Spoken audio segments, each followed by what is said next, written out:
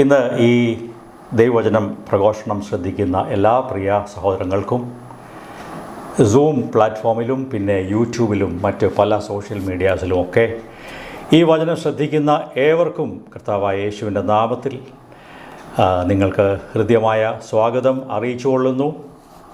നമുക്ക് ദൈവവചനത്തിലേക്ക് തിരിയാം. ഇന്ന് നാം പഠിക്കുവാൻ ഉദ്ദേശിക്കുന്ന വിഷയം യേശു ക്രിസ്തുവിൻ്റെ വിലയേറിയ രക്തം എന്നുള്ള വിഷയമാണ്. ബൈബിളിലുള്ള ചില വചനങ്ങൾ വായിച്ച്, പഴയ നിയമത്തിലും പുതിയ നിയമത്തിലുമുള്ള ചില ബൈബിൾ റെഫറൻസുകളൊക്കെ വായിച്ച് നമുക്ക് ഈ പഠനത്തിലേക്ക് മുമ്പോട്ട് പോകാം. പ്രാരംഭമായി ഒരു വചനം വായിക്കാം. പത്രോസിൻ്റെ ഒന്നാം ലേഖനം 1-ാം അധ്യായം 18ഉം 19ഉം വചനം വായിക്കാം. 1 Peter chapter 1 verses 18 and 19. വ്യക്തവും പിതൃ പാരമ്പര്യവുമായുള്ള നിങ്ങളുടെ നടപ്പിൽ നിന്ന് നിങ്ങളെ വീണ്ടെടുത്തിരിക്കുന്നത് പൊന്ന്, വെള്ളി മുതലായ അഴിഞ്ഞു പോകുന്ന വസ്തുക്കളെ കൊണ്ടല്ല, ക്രിസ്തു എന്ന നിർദോഷവും നിഷ്കളങ്കവുമായ കുഞ്ഞാടിൻ്റെ വിലയേറിയ രക്തം കൊണ്ടത്രേ എന്ന് നിങ്ങൾ അറിയുന്നുവല്ലോ. ഇവിടെ വീണ്ടെടുപ്പ് വിലയെക്കുറിച്ചാണ് അപ്പോസ്തലനായ പത്രോസ് സംസാരിക്കുന്നത്. നിങ്ങളെ വീണ്ടെടുത്തത്, നിങ്ങളെ റെഡീം ചെയ്തത് പൊന്നും വെള്ളിയും അഥവാ നാണയങ്ങൾ കൊടുത്തല്ല. ആ കാലത്ത് നാണയങ്ങളായിരുന്നു കറൻസി. ഇന്നുള്ളതുപോലെ പേപ്പർ കറൻസി ഉണ്ടായിരുന്നില്ല. പൊന്നും വെള്ളിയും ആഭരണങ്ങളെക്കുറിച്ചല്ല അവിടെ സംസാരിക്കുന്നത്. പൊന്നും വെള്ളിയും നാണയങ്ങളെക്കുറിച്ച്, പണത്തെക്കുറിച്ചാണ് അവിടെ സംസാരിക്കുന്നത്. നിങ്ങളെ വീണ്ടെടുത്തിരിക്കുന്നു, യു ആർ ബോട്ട് ബാക്ക്, നിങ്ങളെ ബൈബാക്ക് ചെയ്തിരിക്കുന്നു, നിങ്ങളെ വിലയ്ക്ക് വാങ്ങിയിരിക്കുന്നു. അത് പൊന്നും വെള്ളിയും കൊടുത്തിട്ടല്ല, മറിച്ച് ഇവിടെ നാം വായിക്കുന്നത് ക്രിസ്തു എന്ന നിർദോഷവും നിഷ്കളങ്കവുമായ കുഞ്ഞാടിൻ്റെ വിലയേറിയ രക്തം കൊണ്ടാകുന്നുവെന്ന് നിങ്ങൾ അറിയുന്നുവല്ലോ. നമ്മെ വീണ്ടെടുത്തത് കർത്താവായ യേശു ക്രിസ്തുവിൻ്റെ രക്തം നൽകിയിട്ടാണ് എന്നിവിടെ പത്രോസ് വളരെ വ്യക്തമായിട്ട് നമ്മോട് സംസാരിക്കുന്നു. യേശുവിൻ്റെ രക്തം സംബന്ധിച്ച് കുറച്ചുകൂടെ വ്യക്തമായ ഒരു പഠിപ്പിക്കൽ നമുക്കെല്ലാവർക്കും ആവശ്യമാണ്. കാരണം നൂറ്റാണ്ടുകളായി, അനേക ദീർഘവർഷങ്ങളായി ഒക്കെ നമ്മുടെ ഇടയിൽ പല ആളുകളും യേശുവിൻ്റെ രക്തത്തെക്കുറിച്ചും അതിൻ്റെ എഫിക്കസി, അതിൻ്റെ ഫലപ്രാപ്തി അല്ലെങ്കിൽ ഗുണം, പ്രയോജനം എന്നീ കാര്യങ്ങളെക്കുറിച്ച് നമ്മിൽ പലർക്കും തെറ്റായ അറിവുകൾ അഥവാ ധാരണകളുണ്ട്. അതുകൊണ്ട് ദൈവവചനമായ ബൈബിൾ എന്തു പറയുന്നു എന്നുള്ളതാണ് നാം ഇന്ന് പരിശോധിക്കുവാൻ ആഗ്രഹിക്കുന്നത്. പുതിയ നിയമം യേശുവിൻ്റെ രക്തത്തെക്കുറിച്ച് എന്തു പഠിപ്പിക്കുന്നു? അങ്ങനെ പഠിക്കുന്ന പക്ഷം തിരുവെഴുത്തിന് വിപരീതമായ അൺബിബ്ലിക്കലായ, വചനത്തോട് നിരക്കാത്ത കാര്യങ്ങളെ നമുക്ക് തള്ളിക്കളയാനും ദൈവവചനപ്രകാരമുള്ള കാര്യങ്ങളെ ഗ്രഹിച്ച് ആ കാര്യങ്ങൾ ജീവിതത്തിൽ ഏറ്റെടുക്കുവാനും നമുക്ക് അത് നിമിത്തം സാധിക്കും. ആദ്യം പഴയ നിയമത്തിലേക്ക് നമുക്ക് കടന്നു പോകാം. പഴയ നിയമത്തിലെ കാലത്ത് പഴയ ഉടമ്പടിയായിരുന്നു അന്ന് ഉണ്ടായിരുന്നത്. മോശെ മുഖാന്തരം ഇസ്രായേൽ ജനങ്ങൾക്ക് നൽകപ്പെട്ട പഴയ ഉടമ്പടി. അതിൽ തന്നെ പെസഹ കുഞ്ഞാടിൻ്റെ രക്തത്തെക്കുറിച്ച് നമുക്ക് വായിക്കാൻ സാധിക്കുന്നു. പുറപ്പാട് പുസ്തകം 12-ാം അധ്യായം 21 മുതൽ വായിക്കുമ്പോൾ എക്സോഡസ് ചാപ്റ്റർ 12 verses 21 ഓൺവേർഡ്സ് അവിടെ നമുക്ക് അതിനെക്കുറിച്ച് കാണാൻ സാധിക്കും. വായിക്കാം. അനന്തരം മോശെ ഇസ്രായേൽ മൂപ്പന്മാരെയൊക്കെയും വിളിച്ച് അവരോട് പറഞ്ഞത്, നിങ്ങൾ നിങ്ങളുടെ കുടുംബങ്ങൾക്കൊത്തവണ്ണം ഓരോ ആട്ടിൻകുട്ടിയെ തിരഞ്ഞെടുത്ത് പെസഹ അറുപ്പീൻ. ഈസോപ്പ് ചെടിയുടെ ഒരു കെട്ടെടുത്ത് കിണ്ണത്തിലുള്ള രക്തത്തിൽ മുക്കി കിണ്ണത്തിലുള്ള രക്തം കുറുമ്പടി മേലും കട്ടളക്കാൽ രണ്ടിന്മേലും തേക്കണം. പിറ്റേന്നാൾ വെളുക്കും വരെ നിങ്ങളിൽ ആരും വീട്ടിൻ്റെ വാതിലിന് പുറത്തിറങ്ങരുത്. യഹോവ മിസ്രയീമ്യരെ ദണ്ഡിപ്പിക്കേണ്ടതിന് കടന്നു വരും. എന്നാൽ കുറുമ്പടിമേലും കട്ടളക്കാൽ രണ്ടിന്മേലും രക്തം കാണുമ്പോൾ യഹോവ വാതിൽ ഒഴിഞ്ഞ് കടന്നു പോകും. നിങ്ങളുടെ വീടുകളിൽ നിങ്ങളെ ദണ്ഡിപ്പിക്കേണ്ടതിന് സംഹാരകൻ വരുവാൻ സമ്മതിക്കുകയില്ല. ഈ കാര്യങ്ങൾ നമുക്ക് അറിയാവുന്ന പരിചയമുള്ള വേദഭാഗമാണ്. വലിയൊരു വിശദീകരണത്തിന് ആവശ്യമില്ല. ഇവിടെ ദൈവം ഇസ്രായേൽ ജനങ്ങളോട് പറഞ്ഞു, ഞാൻ ഇന്ന് രാത്രി എൻ്റെ ദൂതനെ അയക്കും, മിസ്രയീമിലെ എല്ലാ കടിഞ്ഞൂരുകളെയും സംഹരിക്കും.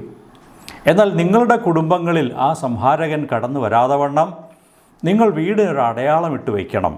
അത് പെസഹ കുഞ്ഞാടിൻ്റെ രക്തം കട്ടളമേൽ നിങ്ങൾ പുരട്ടിയത് ആ ദൂതൻ കാണുമ്പോൾ നിങ്ങളുടെ വീട് ഒഴിഞ്ഞു പോകും.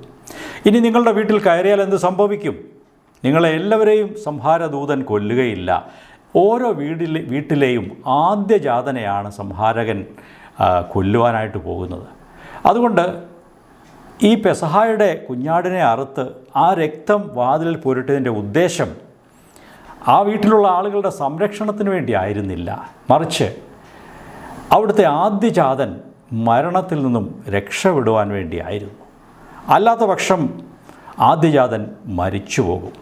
ഇത് യേശുക്രിസ്തുവിൽ കൂടെ, ക്രിസ്തുവിൻ്റെ രക്തത്താൽ നമുക്ക് ഇന്ന് ലഭ്യമായ ആത്മരക്ഷയുടെ ഒരു ടൈപ്പാണ്, ഒരു ചിത്രമാണ് എന്ന് പറയാൻ സാധിക്കും.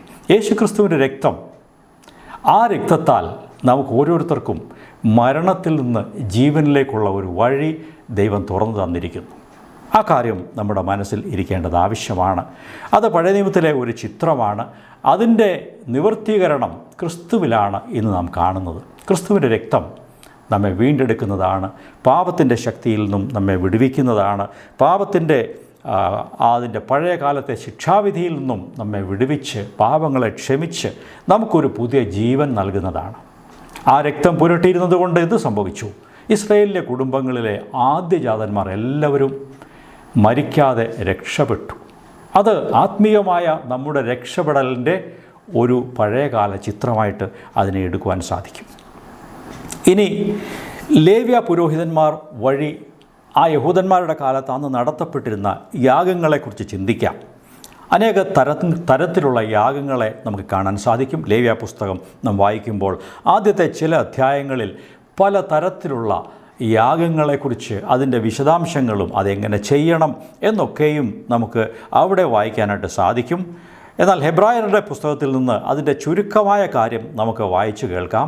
ഹെബ്രായർ 9-ാം അധ്യായം 18 മുതൽ 22 വരെ, ഹീബ്രൂസ് ചാപ്റ്റർ 9 വേഴ്സസ് 18 ഓൺവേർഡ്സ് നമുക്ക് വായിക്കാം.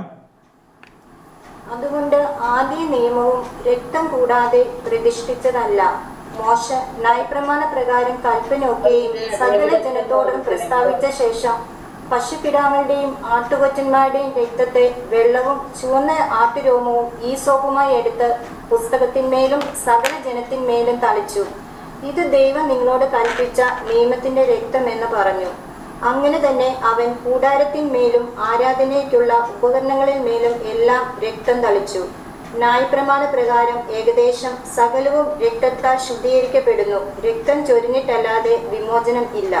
ഇവിടെ നാം ശ്രദ്ധിച്ചാൽ ഈ കാര്യങ്ങൾ വ്യക്തമാണ്. ലേവ്യ പുരോഹിതന്മാർ അന്ന് നടത്തിയിരുന്ന യാഗങ്ങൾ, അതിൻ്റെ വിശദാംശങ്ങൾ, അതിനെക്കുറിച്ച് ഒരാശയം ഇവിടെ നാം വായിച്ചു കേട്ടു. ആട്ടുകൊറ്റന്മാരെ കൊണ്ടുവന്ന് യാഗം കഴിച്ചിരുന്നു. അവയെ അറുത്ത് അവയുടെ രക്തം അത് യാഗപീഠത്തിൻ്റെ ചുവട്ടിൽ മണ്ണിൽ ഒഴിച്ചു കളയുകയും അതിൻ്റെ രക്തത്തിൻ്റെ ഒരു ഭാഗം എടുത്ത് പുരോഹിതനകത്ത് കൊണ്ടുപോയി യാഗപീഠത്തിൻ്റെ കൊമ്പുകളിന്മേലും അവിടെ സൈഡിലും അതുപോലെ ചില ഉപകരണങ്ങളിന്മേലും അതുപോലെ അഹരോൻ്റെ വസ്ത്രത്തിന്മേലുമൊക്കെ വളരെ വളരെ ജെൻറ്റിലായിട്ട് വളരെ അല്പമായിട്ട് തളിക്കുന്ന ഒരു കാര്യവും അതുപോലെ പുരട്ടുന്ന കാര്യവും ഒക്കെ ഉണ്ടായിരുന്നു.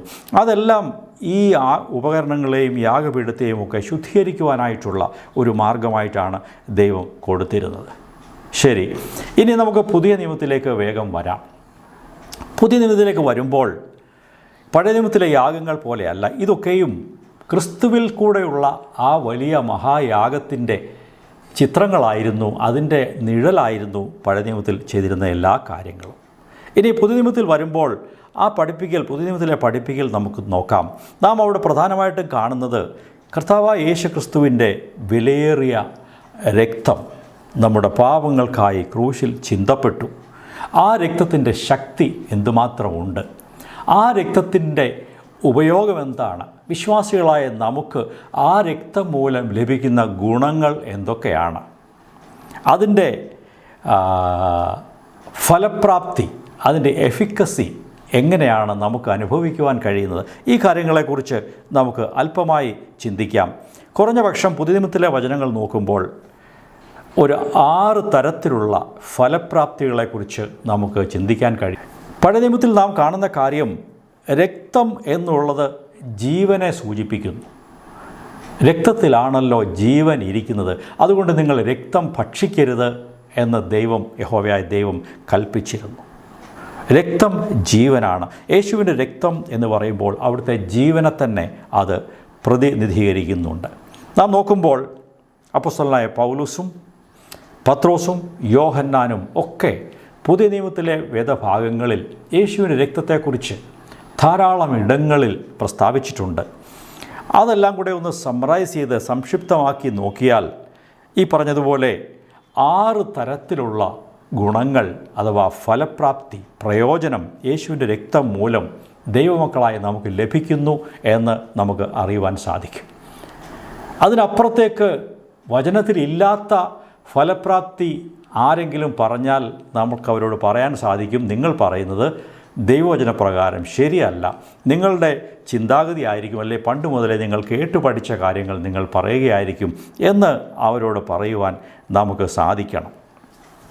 ഈ കാര്യങ്ങളിലേക്ക് വരാം. ഒന്നാമത്തെ കാര്യം, യേശുവിൻ്റെ രക്തം അത് ഒരു പ്രൊപ്പീഷിയേഷൻ അഥവാ പ്രായശ്ചിത്തമായിരുന്നു. ദൈവത്തിൻ്റെ നീതിയുള്ള കോപത്തെ മാറ്റിക്കളയുവാനായിട്ടും പാപിയായ മനുഷ്യന് ദൈവമുമ്പാകെ പ്രായശ്ചിത്തം കൊടുക്കുവാനുമായിട്ടാണ് ഈ യേശുവിൻ്റെ രക്തം ചിന്തപ്പെട്ടത് എന്ന് ആദ്യമായിട്ട് നമുക്ക് വായിക്കാം. റോമർക്കെഴുതിയ ലേഖനം 3-ാം അധ്യായം 25-ാം വാക്യം നോക്കുക. റോമൻസ് 3:25.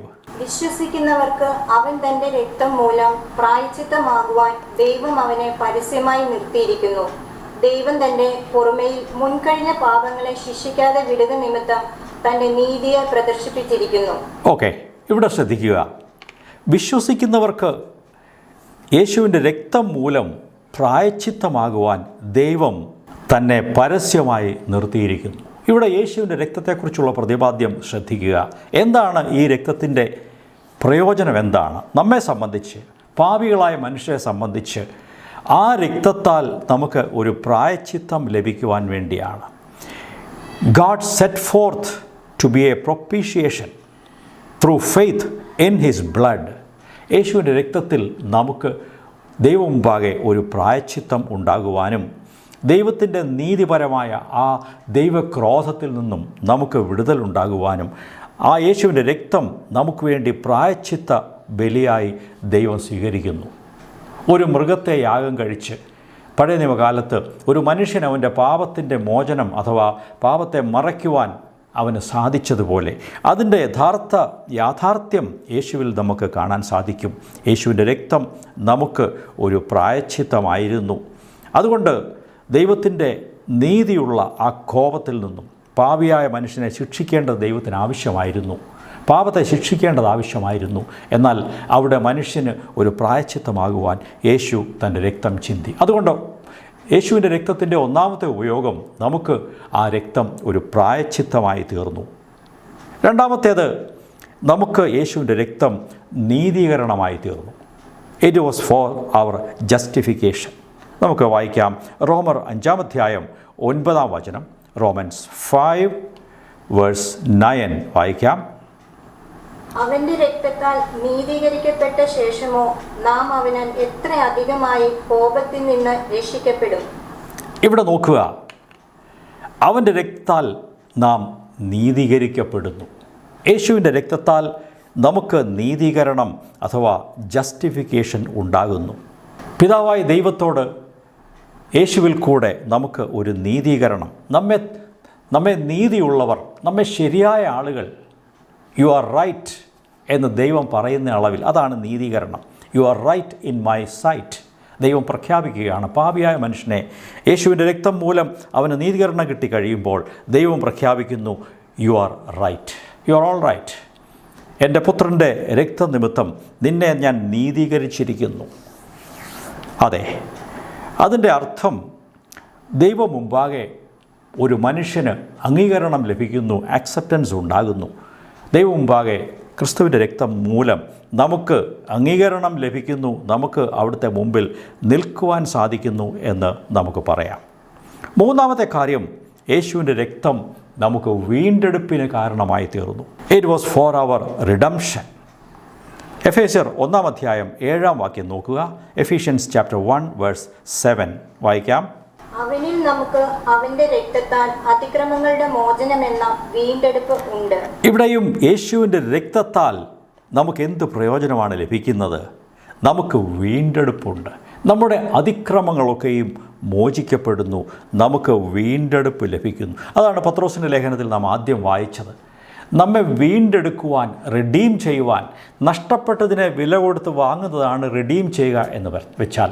നമുക്കറിയാം, റൂത്തിൻ്റെയൊക്കെ ആ പുസ്തകത്തിൽ വായിക്കുമ്പോൾ നഷ്ടപ്പെട്ടു പോയ അവരുടെ വസ്തു, അവരുടെ പ്രോപ്പർട്ടിയൊക്കെയും വീണ്ടെടുക്കാനായിട്ട് ബോവസ് വരുന്നതും, ബോവസ് അവരുടെ വസ്തു, അവരുടെ നിലം വീണ്ടെടുക്കുന്നതും റൂത്തിനെയും കൂടെ ഏറ്റെടുക്കുന്നതും ഒക്കെ നമുക്കറിയാം. അതാണ് വീണ്ടെടുപ്പ്. അത് വീണ്ടും അത് വാങ്ങിയെടുക്കുക, അതിനെ റിഡീം ചെയ്യുക എന്നുള്ള കാര്യം. അതിൻ്റെ അർത്ഥം യേശുക്രിസ്തുവിൻ്റെ രക്തത്താൽ നമുക്ക് ദൈവം യഥാർത്ഥമായ സ്വാതന്ത്ര്യം വാങ്ങി തന്നിരിക്കുന്നു, നമ്മെ ബൈബാക്ക് ചെയ്തിരിക്കുന്നു. വീണ്ടും നമ്മെ നഷ്ടപ്പെട്ടു പോയ, നമ്മെ വില കൊടുത്ത് ദൈവം വാങ്ങിയിരിക്കുന്നു. നമ്മുടെ സ്വാതന്ത്ര്യം യേശുവിൻ്റെ രക്തത്താൽ സമ്പാദിക്കപ്പെട്ടിരിക്കുന്നു എന്നാണ് അതിൻ്റെ അർത്ഥം. 1 പത്രോസ് 1-ാം അധ്യായത്തിൽ നാം ആദ്യം വായിച്ചുവല്ലോ, വ്യർത്ഥവും പിതൃപാരമ്പര്യവുമായുള്ള നിങ്ങളുടെ നടപ്പിൽ നിന്ന് നിങ്ങളെ വീണ്ടെടുത്തിരിക്കുന്നത്. അവിടെയും വീണ്ടെടുപ്പിനെക്കുറിച്ച് നാം വായിച്ചു കഴിഞ്ഞു.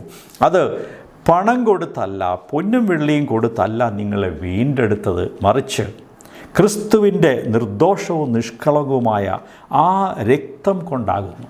U have been redeemed. You are already lost. നിങ്ങൾ നഷ്ടപ്പെട്ടവർ ആയിരുന്നു. നിങ്ങൾക്ക് പ്രത്യാശയ്ക്ക് വകയുണ്ടായിരുന്നില്ല. എന്നാൽ യേശുവിൻ്റെ രക്തം കൊടുത്ത് നിങ്ങളെ വിലയ്ക്ക് വാങ്ങി. അപ്പോൾ യേശുവിൻ്റെ രക്തത്തിൻ്റെ മൂന്നാമത്തെ ലക്ഷ്യം, പ്രയോജനം, വിശ്വാസികൾക്കുള്ള പ്രയോജനം, നമ്മുടെ വീണ്ടെടുപ്പ് സാധിക്കുവാൻ ആ രക്തം ഉപയോഗിക്കപ്പെട്ടു എന്നുള്ളതാണ്. ഓക്കെ. എന്നാൽ സാത്താൻ എപ്പോഴും നമ്മുടെ ക്ഷമിക്കപ്പെടാത്ത പാപത്തെ സംബന്ധിച്ചാണ് നമ്മളെ ഭീഷണിപ്പെടുത്തുന്നത്. ഇങ്ങനെ ഞാനൊരു സെൻറ്റൻസ് വായിക്കാം. The decisive weapon the demons had against us was unforgiven sin. പിശാചുക്കൾക്ക്, സാത്താന് ദൈവമക്കളെ വിരൽ ചൂണ്ടി അവരെ കുറ്റപ്പെടുത്തുവാൻ കഴിയുന്ന ഏറ്റവും വലിയ കാര്യമെന്ന് പറയുന്നത് നമ്മുടെ ക്ഷമിക്കപ്പെടാത്ത പാപം സംബന്ധിച്ചായിരുന്നു. നിനക്ക് ദൈവമുമ്പാകെ നിൽക്കുവാൻ എന്ത് യോഗ്യത, നിനക്ക് പാപങ്ങളുണ്ടല്ലോ, നീ കുറ്റക്കാരനാണല്ലോ എന്നൊക്കെയും സാത്താൻ വിശ്വാസികളെ, ദൈവമക്കളെ കുറ്റപ്പെടുത്തും. നാം രക്ഷിക്കപ്പെട്ട ശേഷവും നമ്മെ കുറ്റപ്പെടുത്തിക്കൊണ്ട് വരും. എന്നാൽ നമുക്കറിയാം, വെളിപ്പാട് പുസ്തകത്തിൽ വായിക്കുന്ന പോലെ ദൈവത്തിൻ്റെ വചനം നിമിത്തവും കുഞ്ഞാടിൻ്റെ രക്തം നിമിത്തവും ആ രക്തത്താലുള്ള വീണ്ടെടുപ്പിനെക്കുറിച്ച് ക്ലെയിം ചെയ്തുകൊണ്ട്, അവകാശപ്പെട്ടുകൊണ്ട് പിശാചിനെ ദൈവമക്കൾ ജയിക്കുന്നതായിട്ട് നാം അവിടെ കാണുന്നുണ്ട്. അതിനെക്കുറിച്ച് വീണ്ടും നമുക്ക് സംസാരിക്കാം. ഏതായാലും മൂന്നാമത്തെ ഉദ്ദേശം വീണ്ടെടുപ്പാണ്. യേശുവിൻ്റെ രക്തനിമിത്തം ദൈവമക്കൾക്ക് വീണ്ടെടുപ്പ് ലഭിച്ചിരിക്കുന്നു. നമ്മെ ദൈവഭവനത്തിലേക്ക്, നഷ്ടപ്പെട്ടവരായ നമ്മെ വീണ്ടും വിലയ്ക്ക് വാങ്ങി ദൈവമക്കളാക്കി നമ്മെ നിർത്തിയിരിക്കുന്നു. നാലാമത്തെ ഉദ്ദേശം, യേശുവിൻ്റെ രക്തത്തിൻ്റെ എഫിക്കസി അഥവാ അതിൻ്റെ ഫലപ്രാപ്തിയാണ് നാം ചിന്തിച്ചു വരുന്നത്. നമുക്കെന്താണ് നേട്ടം, നമുക്കെന്ത് ഗുണമാണ് ലഭിക്കുന്നത്?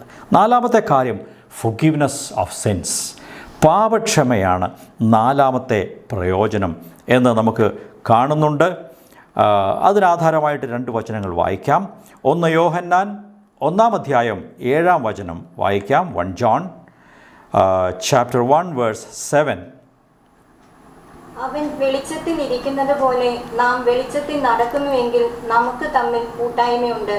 അവന്റെ പുത്രനായ യേശുവിന്റെ രക്തം സകല പാപവും പോക്കി നമ്മെ ശുദ്ധീകരിക്കുന്നു. ഇവിടെ പാപക്ഷമയെക്കുറിച്ചാണ് പറയുന്നത്. നമ്മുടെ സകല പാപങ്ങളെയും ക്ഷമിച്ച് നമ്മെ ശുദ്ധീകരിക്കുന്നു.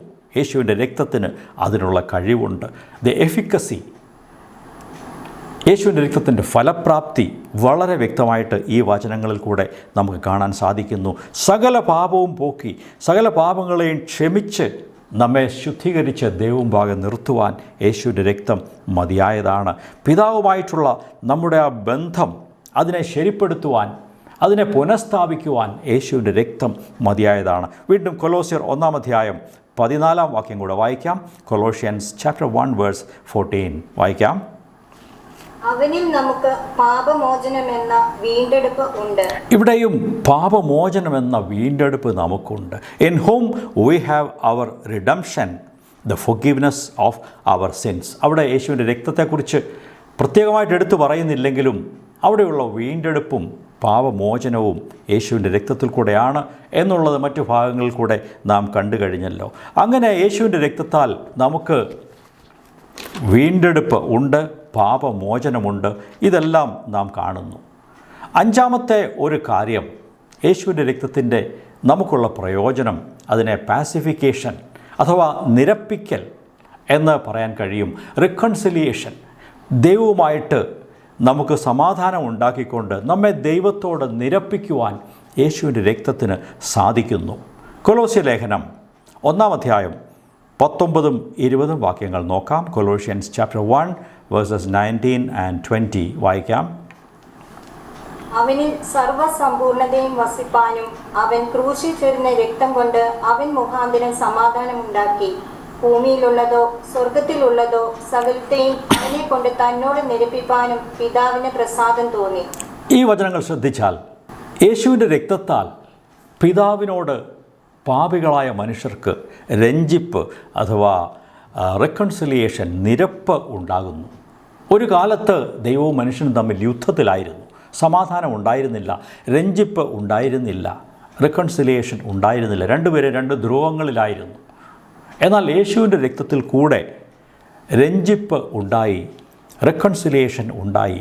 സ്വർഗത്തിലും ഭൂമിയിലുമുള്ള സകലത്തെയും യേശു ക്രിസ്തുവിൽ കൂടെ അവിടുത്തെ രക്തത്താൽ നിരപ്പിക്കുവാൻ പിതാവിന് പ്രസാദം തോന്നി. അതെ, ദൈവം നമ്മെ യേശുവിൻ്റെ രക്തത്താൽ തന്നോട് നിരപ്പിക്കുന്നു. യേശുവിൻ്റെ രക്തത്തിൽ കൂടെ നമുക്കിന്ന് പിതാവിൻ്റെ അടുത്ത് വരുവാൻ സാധിക്കുന്നു. അതും ഒരു പ്രയോജനമാണ്. എഫേസ്യർ 2-ാം അധ്യായം 13-ാം വാക്യം നോക്കുക. Ephesians chapter 2 verse 13. മുൻപേ ദൂരസ്ഥരായിരുന്ന നിങ്ങൾ ഇപ്പോൾ ക്രിസ്തുവിന്റെ രക്തത്താൽ സമീപസ്ഥരായി തീർന്നു. നിങ്ങൾ മുൻപേ ദൂരെ നിന്നവരാണ്. ദൈവത്തോട് അടുപ്പമുണ്ടായിരുന്നില്ല, സമാധാനമുണ്ടായിരുന്നില്ല. എന്നാൽ ക്രിസ്തുവിൻ്റെ രക്തത്താൽ, ക്രിസ്തുവിൻ്റെ രക്തത്താൽ നിങ്ങൾ സമീപസ്ഥരായി തീർന്നു. You can come near, draw near to God. നിങ്ങൾക്ക് ഇന്ന് ദൈവത്തോട് അടുത്തു വരാൻ സാധിക്കും. എന്ന് മാത്രമല്ല, യേശുവിൻ്റെ രക്തത്താൽ ഒരു പുതിയ ഉടമ്പടി സ്ഥാപിക്കപ്പെട്ടു എന്നും നമുക്കറിയാം. ദൈവത്തിനും മനുഷ്യർക്കും ഇടയിൽ ഒരു പുതിയ ഉടമ്പടി. അതുകൊണ്ടാണ് പുതിയ നിയമം, എ ന്യൂ കവനൻറ്റ് എന്ന് പറയുന്നത്. യേശു തന്നെ അത് പ്രസ്താവിക്കുകയുണ്ടായി. നമുക്ക് ലൂക്കോസ് 22-ാം അധ്യായം 20-ാം വചനം നോക്കാം. Luke chapter 22 verse 20. അവണ്ണം തന്നെ അത്താഴം കഴിഞ്ഞ ശേഷം അവൻ പാനപാത്രവും കൊടുത്തു. ഈ പാനപാത്രം നിങ്ങൾക്ക് വേണ്ടി ചൊരിയുന്ന എൻ്റെ രക്തത്തിലെ പുതിയ നിയമമാകുന്നു. ഈ പാനപാത്രം നിങ്ങൾക്ക് വേണ്ടി ചൊരിയുന്ന എൻ്റെ രക്തത്തിലെ പുതിയ നിയമം ആകുന്നു. This cup is the new covenant in my blood. യേശുവിൻ്റെ രക്തം നിമിത്തം നമുക്കൊരു പുതിയ ഉടമ്പടി ദൈവവുമായിട്ടുണ്ടാകാൻ സാധിച്ചു. അതാണ് പുതിയ ഉടമ്പടി, പുതിയ നിയമം എന്ന് പറയുന്നത്. ദൈവത്തോട് അടുത്ത് വരുവാനായിട്ട് ഇന്ന് നമുക്ക് വളരെ സാധ്യതയുണ്ട്. പഴയ നിയമകാലത്തുണ്ടായിരുന്ന മൃഗബലി, മൃഗങ്ങളെ യാഗമർപ്പിച്ച് ബലിയർപ്പിച്ച് ദൈവപ്രസാദവും പാപത്തിൻ്റെ ശുദ്ധീകരണവും പാപക്ഷമയും പ്രാപിക്കുന്ന ആ മാർഗം ദൈവം മാറ്റിക്കളഞ്ഞിട്ട് യേശുവിൻ്റെ രക്തത്താൽ നമുക്ക് ദൈവത്തോട് അടുത്ത് വന്ന് നിൽക്കുവാൻ ഇന്ന് സാധിക്കുന്നു. ആറാമത്തെ കാര്യം, നമ്മുടെ മനസാക്ഷിയെ ശുദ്ധീകരിച്ച് നിർമ്മലീകരിച്ച് ഒരു നല്ല മനസാക്ഷി നമുക്ക് തരുവാനായിട്ട് യേശുവിൻ്റെ രക്തം മതിയായതാണ്. ഇറ്റ് ക്ലെൻസസ് അവർ കോൺഷ്യൻസസ്. നമ്മുടെ മനസാക്ഷിയെ ശുദ്ധീകരിക്കുന്നു. ദൈവവുമായിട്ടുള്ള നല്ല ഒരു മനസാക്ഷി ഉണ്ടാകുവാൻ ഇടയാകുന്നു. അതാണ് ഹെബ്രായർ 9-ാം അധ്യായം 13-ഉം 14-ഉം വാക്യങ്ങളിൽ വായിക്കുന്ന ഹീബ്രൂസ് 9 വേഴ്സസ് 13 and 14 വായിക്കാം. ആട്ടുകൊറ്റന്മാരുടെയും കാളുകളുടെയും രക്തവും മലിനപ്പെട്ടവരുടെ മേൽ തളിക്കുന്ന പശുഭസ്മവും ജഡീക ശുദ്ധി വരുത്തുകയിൽ നിത്യാത്മാവിനാൽ ദൈവത്തിന് തന്നെ നിഷ്കളങ്കനായി അർപ്പിച്ച ക്രിസ്തുവിന്റെ രക്തം ജീവനുള്ള ദൈവത്തെ ആരാധിപ്പാൻ നിങ്ങളുടെ മനസാക്ഷിയെ നിർജീവ പ്രവൃത്തികളെ പോക്കി എത്രയധികം ശുദ്ധീകരിക്കും. ഇവിടെ യേശുവിൻ്റെ രക്തം എന്താണ് ചെയ്യുന്നത്? നമുക്കെന്താണ് പ്രയോജനം? നിങ്ങളുടെ മനസാക്ഷിയെ, നിർജീവ പ്രവൃത്തികളെ മാറ്റി വളരെയധികമായി ശുദ്ധീകരിക്കും. അതിൻ്റെ അർത്ഥം യേശുവിൻ്റെ രക്തം മൂലം നമുക്കുണ്ടാകുന്ന മറ്റൊരു ഫലം എന്ന് പറയുന്നത് നമുക്ക് ദൈവത്തോട് ഒരു നല്ല മനസാക്ഷി ലഭിക്കുന്നു. ആ മനസാക്ഷിയോടെ ജീവിക്കുവാൻ സാധിക്കുന്നു. ഇത്രയും കാര്യങ്ങൾ പുതിയ നിയമത്തിൽ നിന്നും നാം 6 കാര്യങ്ങളെങ്കിലും കാണുകയുണ്ടായി. യേശുവിൻ്റെ രക്തത്തിൻ്റെ പ്രയോജനം ദൈവമക്കളായ നമുക്ക് ലഭിക്കുന്ന ഫലപ്രാപ്തി എന്താണെന്ന് ഈ വചനങ്ങൾ വളരെ വ്യക്തമായി സംസാരിക്കുന്നുണ്ട്. എന്നാൽ ഇനി ഞാൻ തെറ്റായ ചില മൈൻഡ് സെറ്റ്സ് അല്ലെങ്കിൽ മിത്സ് അല്ലെങ്കിൽ യേശുവിൻ്റെ രക്തത്തെക്കുറിച്ച് നമ്മുടെയൊക്കെ മനസ്സുകളിലും ചിന്തകളിലും പഠനങ്ങളിലും ചെറുപ്പം മുതലേ നാം കേട്ടുവന്ന വചനപ്രകാരമല്ലാത്ത അൺബിബ്ലിക്കലായിരിക്കുന്ന ചില ചിന്തകളുണ്ട്. അതും കൂടെ ഇതിൻ്റെ കൂടെ പറഞ്ഞിട്ട് നമുക്ക് ഈ ക്ലാസ് അവസാനിപ്പിക്കാം. ഒന്നാമത്തെ കാര്യം, യേശുവിൻ്റെ രക്തം എല്ലാ തിന്മയിൽ നിന്നും ദുഷ്ടതയിൽ നിന്നും പിശാചിൻ്റെ ബാധയിൽ നിന്നും ദൈവകോപത്തിൽ നിന്നും നമ്മെ സംരക്ഷിക്കുന്നു എന്നുള്ള ഒരു ചിന്താഗതിയാണ്. പ്രൊട്ടക്ഷൻ പ്രൊവൈഡ് ചെയ്യുന്നു. അത് മിക്കപ്പോഴും അത് പുറപ്പാട് പുസ്തകം 12-ാം അധ്യായത്തിൽ നാം വായിച്ചു കേട്ട പെസഹ കുഞ്ഞാടിൻ്റെ രക്തം കട്ടളമേലും കുറുമ്പടിമേലും പുരട്ടുന്ന ആ കാര്യവുമായിട്ട് ബന്ധപ്പെടുത്തിയാണ് ചിന്തിക്കുന്നത്. എന്നാൽ അതിനകത്തുള്ള ആളുകളുടെ സംരക്ഷണം ഒരൊറ്റ ആളിന് മാത്രമേ അതിൻ്റെ സംരക്ഷണം കിട്ടിയുള്ളൂ. ഒരു വീട്ടിൽ 10 പേരുണ്ടെങ്കിൽ ആദ്യജാതന് മാത്രമാണ് ആ സംരക്ഷണം കിട്ടിയത്. എല്ലാവർക്കും ആയിരുന്നില്ല. എല്ലാവർക്കും സംരക്ഷണം അല്ലെങ്കിൽ തന്നെ ഉണ്ട്. അവിടെ യേശുക്രിസ്തുവിൻ്റെ രക്തം നിമിത്തം ദൈവമക്കൾക്ക് ലഭിക്കാൻ പോകുന്ന മരണത്തിൽ നിന്നുള്ള വിടുതൽ, പാപത്തിൽ നിന്നുള്ള രക്ഷയെക്കുറിച്ചാണ് അതിൻ്റെ ചിത്രമായിട്ടാണ്, അതിൻ്റെ ഒരു ഒബ്ജക്റ്റ് ലെസനായിട്ടാണ് ആ പെസഹായുടെ കാര്യം അവിടെ ഇരിക്കുന്നത്. അല്ലാതെ യേശുവിൻ്റെ രക്തം ഒരു മാജിക് വസ്തുവായിട്ട്, മന്ത്രവസ്തുവായിട്ട് അതിങ്ങനെ എവിടെയെങ്കിലും പുരട്ടിയാൽ അവിടെ സംരക്ഷണം കിട്ടും, ആ ആശയം നമ്മുടെയൊക്കെ മനസ്സിലുണ്ട്. കുറച്ചു കാലം മുമ്പ് തമിഴ്നാട്ടുകാരനായ ഒരു ദൈവദാസൻ പ്രസംഗി അമേരിക്കയിൽ പോയി അവിടെ അമേരിക്കയ്ക്ക് വേണ്ടി പ്രാർത്ഥിക്കുകയാണ്. അത് ഞാൻ വീഡിയോയിൽ കേട്ടു. അദ്ദേഹം പ്രാർത്ഥിച്ചത് ഇങ്ങനെയാണ്: ദൈവമേ, ഞങ്ങൾ അമേരിക്ക രാജ്യത്തെ മുഴുവനും യേശുവിൻ്റെ രക്തം പൂശി പ്രാർത്ഥിക്കുകയാണ് എന്ന് അദ്ദേഹം പ്രാർത്ഥിച്ചു. അത് ഈ വചനത്തിൻ്റെ അറിവില്ലായ്മ കൊണ്ടാണ്. യേശുവിൻ്റെ രക്തം എവിടെയെങ്കിലും പൂശാൻ കഴിയുന്ന, പുരട്ടാൻ കഴിയുന്ന ഒരു കാര്യമായിട്ട് നാം ആരും ചിന്തിക്കരുത്. അല്ലെങ്കിൽ ഒരു വീട്ടിൻ്റെ മേൽ ഞാൻ രക്തം തളിക്കുന്നു, പുരട്ടുന്നു, എൻ്റെ കാറിൻ്റെ മേൽ, മക്കളുടെ മേലൊക്കെ രക്തം തളിക്കുന്നു, പുരട്ടുന്നു എന്നൊക്കെ പറഞ്ഞാൽ ബൈബിൾ അനുസരിച്ച് അതിനൊന്നും വലിയ അർത്ഥമൊന്നുമില്ല. നമ്മുടെ മനസ്സിലുള്ള ചില ആശയങ്ങളും ധാരണകളും അല്ലെങ്കിൽ അന്ധവിശ്വാസങ്ങളും ഒക്കെയാണ്. യേശുവിൻ്റെ രക്തം ഒരു മാജിക് പോഷനോ ഒരു മന്ത്രവസ്തുവോ എടുത്ത് പുരട്ടാവുന്ന ഒരു സാധനമോ ഒന്നുമല്ല. മറിച്ച് അതിന് ആത്മീകമായൊരു ആന്തരിക അർത്ഥമാണുള്ളത്. പാപത്തെ ശുദ്ധീകരിച്ച് ഒരു നല്ല മനസാക്ഷിയും ദൈവവുമായിട്ടുള്ള റെക്കൺസിലിയേഷനും നൽകുകയാണ് യേശുവിൻ്റെ രക്തത്തിൻ്റെ ഉദ്ദേശം എന്ന് നാം തിരിച്ചറിയേണ്ടതാണ്. രണ്ടാമത്തെ കാര്യം, വിടുതലും വിജയവും യേശുവിൻ്റെ രക്തത്താൽ കിട്ടുന്നു എന്നുള്ള ഒരു പഠിപ്പിക്കലാണ്. അതൊക്കെ നമ്മുടെ മനസ്സിലുള്ളതാണ്. യേശുവിൻ്റെ രക്തം ജയം എന്നൊക്കെ നാം പറയാറുണ്ട്. അങ്ങനെയുള്ള അനേക പാട്ടുകൾ നമ്മുടെ ഇടയിലുണ്ട്. അതിന് ആധാരമായിട്ട് പറയുന്ന വചനം നമുക്ക് വായിക്കാം. വെളിപ്പാട് പുസ്തകം 12-ാം അധ്യായം 11-ാം വാക്യം നോക്കുക. Revelation chapter 12 verse 11. അവർ അവനെ കുഞ്ഞാടിന്റെ രക്തം ഹേതുവായിട്ടും തങ്ങളുടെ സാക്ഷ്യവചനം ഹേതുവായിട്ടും ജയിച്ചു, മരണപര്യന്തം തങ്ങളുടെ പ്രാണനെ സ്നേഹിച്ചതുമില്ല. ഇവിടെ രക്തസാക്ഷികളാകുന്ന ഈ മനുഷ്യർ കുഞ്ഞാടിൻ്റെ രക്തത്താൽ, തങ്ങളുടെ സാക്ഷ്യവചനത്താൽ പിശാചിനെ ജയിച്ചു എന്ന ഒരു വചനം ഇവിടെയുണ്ട്.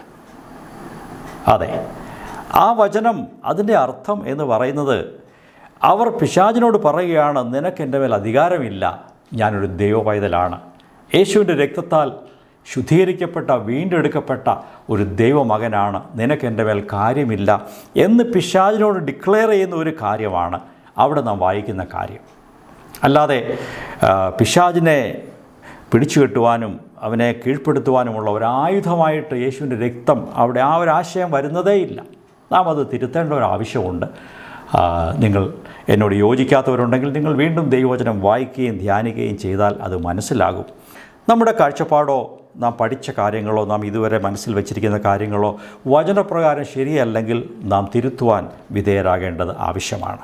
ഞാൻ പറഞ്ഞതിൻ്റെ ചുരുക്കം ഇതാണ്: യേശുവിൻ്റെ രക്തം ഒരു മാന്ത്രികമായ ആയുധമല്ല. പിശാചിനെ വിരട്ടുവാൻ, ഓടിക്കുവാൻ, അല്ലെങ്കിൽ പൈശാചിക ശക്തികളുടെ മേൽ ജയം തരുന്ന ഒരു വസ്തുവായിട്ട് യേശുവിൻ്റെ രക്തത്തെ നമുക്ക് ആർക്കും എടുത്ത് പ്രയോഗിക്കുവാൻ സാധ്യമല്ല.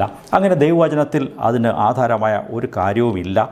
ഈ വെളിപ്പാട് പുസ്തകം 12-ാം അധ്യായം 11-ാം വാക്യം നിങ്ങളെടുത്ത് അങ്ങനെ സ്ഥാപിക്കുവാൻ ശ്രമിച്ചാൽ അതിനിണയായിരിക്കുന്ന, അതിനെ സപ്പോർട്ട് ചെയ്യുന്ന മറ്റു വചനങ്ങളും കണ്ടുപിടിക്കേണ്ടതാണ്.